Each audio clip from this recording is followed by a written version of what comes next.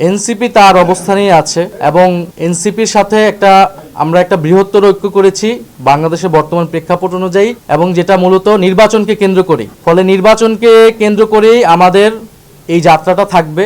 কিন্তু এনসিপি তার লক্ষ্য আদর্শ অনুযায়ী কাজ করবে, অন্য দলগুলো তার লক্ষ্য আদর্শ অনুযায়ী কাজ করবে। না, আমরা এই ধরনের কোনো আলোচনা হয়নি। আমরা আপাতত নির্বাচনী সমঝোতা এতটুকুই ঐক্যমত হয়েছে এবং এই আলোচনাগুলো পরবর্তীতে আগাবে। জুলাই সনদের যেই বিষয়বস্তু ছিল সেই বিষয়বস্তুর সাথে কিন্তু আমরা পূর্ণাঙ্গভাবে ঐক্যমত পোষণ করেছি এবং সেটার পক্ষে আমরাই সবচেয়ে দৃঢ় অবস্থান সবসময় জানিয়েছি। কিন্তু আমরা সেই সময় বলেছিলাম যে জুলাই সনদ আদেশ যেটা হয়েছে সেই আদেশ ছাড়া আমরা তাতে স্বাক্ষর করতে পারবো না এবং যে আদেশ হয়েছে সেই আদেশে নিয়ে কিন্তু আমাদের অনেকগুলো সমালোচনা ছিল। ফলে এখন কিন্তু জুলাই সনদে আমাদের স্বাক্ষর করা না করা এটার জন্য কোনো কিছু আটকাবে না, কারণ আদেশ হয়েছে এবং সেটা গণভোটে যাবে। ফলে গণভোটের পক্ষে আমরা সমর্থন জানিয়েছি এবং জুলাই সনদের পক্ষে আমরা সমর্থন জানিয়েছি।